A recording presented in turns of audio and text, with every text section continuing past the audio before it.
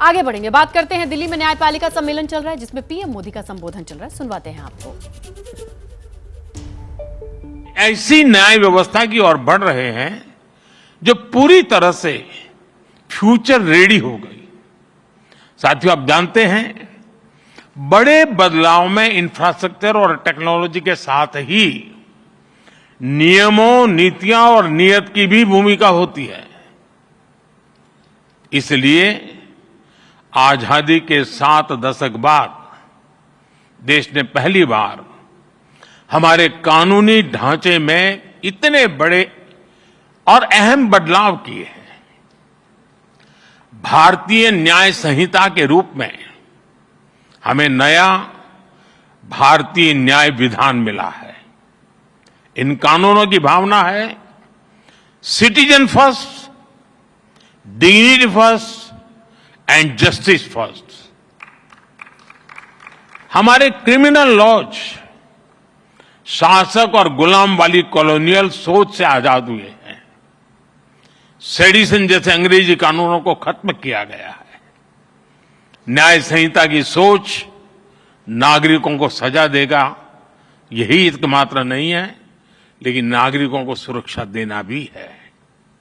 इसलिए एक और महिलाओं और बच्चों के खिलाफ होने वाले अपराधों पर सख्त कानून बने हैं। दूसरी ओर पहली बार मामूली अपराधों में सजा के तौर पर कम्युनिटी सर्विस का प्रावधान किया गया है। भारतीय साक्ष्य अधिनियम के तहत सबूत के तौर पर इलेक्ट्रॉनिक और डिजिटल रिकॉर्ड को भी मान्यता मिली है। भारतीय नागरिक सुरक्षा संहिता के तहत इलेक्ट्रॉनिक मोड में समन भेजने की व्यवस्था बनाई गई है। इससे न्यायपालिका पर पेंडिंग केसेस का बोझ भी कम होगा।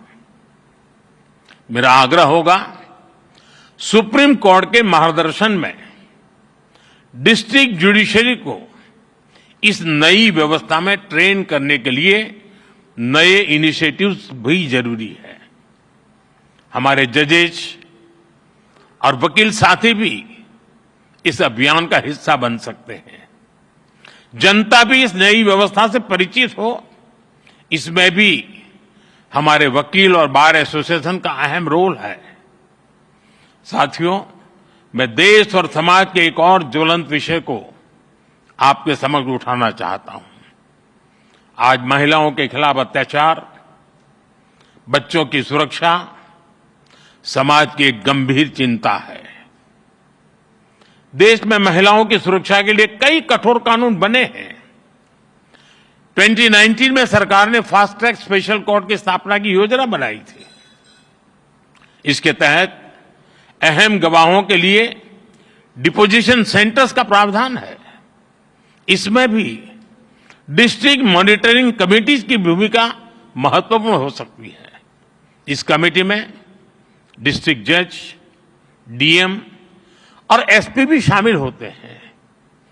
क्रिमिनल जस्टिस सिस्टम के विभिन्न पहलुओं के बीच समन्वय बनाने में उनकी भूमिका अहम होती है। हमें इन कमेटियों को और अधिक सक्रिय करने की जरूरत है।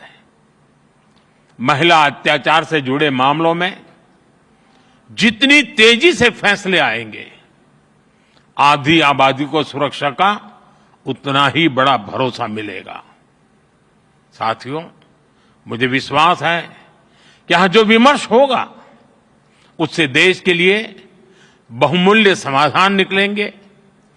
जस्टिस टू ऑल का रास्ता मजबूत होगा।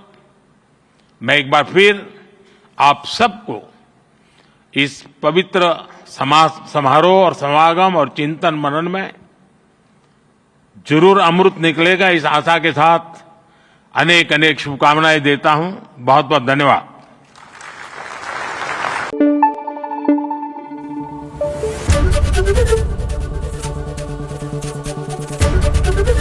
एबीपी न्यूज आपको रखे आगे।